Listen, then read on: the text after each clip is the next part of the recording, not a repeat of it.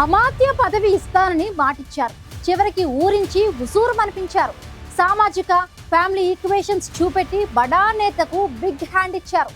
అధిష్టాన వైఖరిపై ఆయన అసంతృప్తిని పక్కన పెడితే నా అనుకున్న వాళ్ళు కూడా వెన్నుపోటు రాజకీయాలు చేశారని తెగ ఫీల్ అయిపోతున్నాడట ఆ లీడర్. ఎవరా నేత, ఏమా కథ? Let's watch.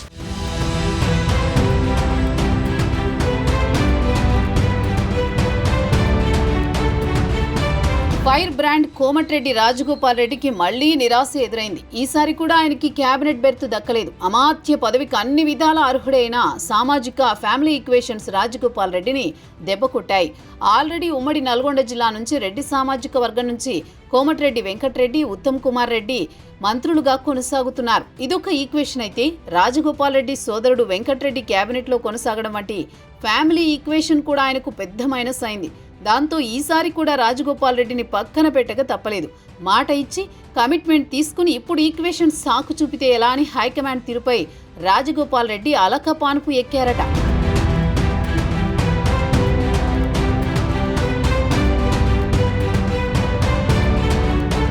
కోమటిరెడ్డి రాజగోపాల్ రెడ్డి అంటేనే పాలిటిక్స్ లో ఓ ట్రెండ్ సెట్టర్గా చెబుతారు. కమిట్మెంట్ ఉన్న లీడర్ని పొలిటికల్ పండితులు ఆయన గురించి చెబుతూ ఉంటారు. బీఆర్ఎస్ ప్రభుత్వం అధికారంలో ఉండగా ఎమ్మెల్యే పదవికి రాజీనామా చేసి ఆ తర్వాత బీజేపీలో చేరి ఉప ఎన్నికలకు పోయి అప్పటి అధికార పార్టీకి చుక్కలు చూపించారు రాజగోపాల్ రెడ్డి. ఉప ఎన్నికల్లో ఓడిపోయినా నైతికంగా గెలిచారు. రాజగోపాల్ రెడ్డి చూపిన తెగువ, స్ఫూర్తి రాజకీయ నేతల్లో ఆత్మవిశ్వాసాన్ని నింపాయని అంతా అంటుంటారు. అందుకే 2023 ఎన్నికల ముందు రాజగోపాల్ రెడ్డికి మంత్రి పదవి ఇస్తామని ఒప్పించి మళ్లీ కాంగ్రెస్ కండువా కప్పారట అధిష్టాన దూతలు.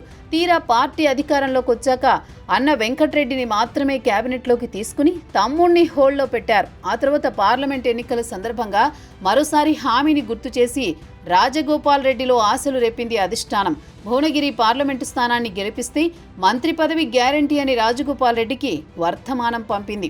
అంతేకాదు, ముఖ్యమంత్రి రేవంత్ రెడ్డి స్వయంగా రాజగోపాల్ రెడ్డి ఇంటికి లంచ్కి వెళ్లి మరి అధిష్టానం చెప్పిన ముచ్చట ఆయన చెవిలో పడేశారట. ఇచ్చిన మాట ప్రకారం భువనగిరి పార్లమెంటు స్థానాన్ని భుజాన వేసుకుని గెలిపించినా మళ్లీ మొండి చేయి చూపారని ఆవేదనతో ఉన్నారు రాజగోపాల్ రెడ్డి.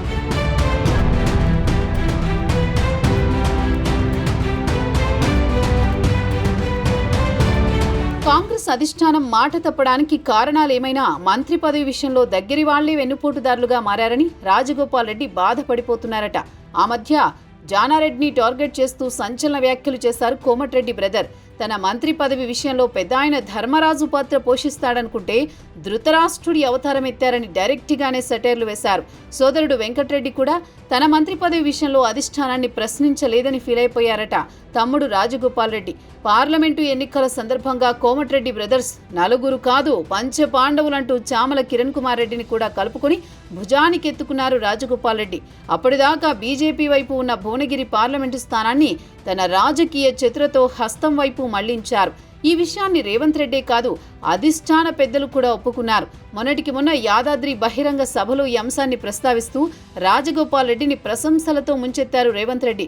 అయితే ముఖ్యమంత్రికి అత్యంత సన్నిహితుడిగా, రాహుల్ గాంధీకి వీర విధేయుడిగా ఉన్న చామల కిరణ్ కుమార్ రెడ్డి కూడా తన మంత్రి పదవి విషయంలో బెల్లం కొట్టిన రాయిలా ఉండడం కోమటిరెడ్డి రాజగోపాల్ రెడ్డిని మరింత మనస్తాపానికి గురిచేసిందట.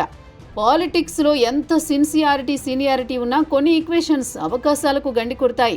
పొలిటికల్ భాషలో చెప్పాలంటే కొన్నిసార్లు ధృతరాష్ట్రుడు శకుని పాత్రలు అడ్డు తగులుతాయి. రాజగోపాల్ రెడ్డిని సరిగ్గా ఈ ఈక్వేషన్సే బిగ్ డ్యామేజ్ చేశాయని రాజకీయ విశ్లేషకులు కూడా ఏకీభవిస్తున్నారు. మరి నెక్స్ట్ క్యాబినెట్ విస్తరణలో అయినా రాజగోపాల్ రెడ్డికి బెర్త్ కన్ఫర్మ్ అవుతుందా, లేదంటే ఏమైనా శకునాలు అదేనండి ఈక్వేషన్స్ అడ్డొస్తాయా? లోగుట్టు పెరుమాళ్ల కేరుక.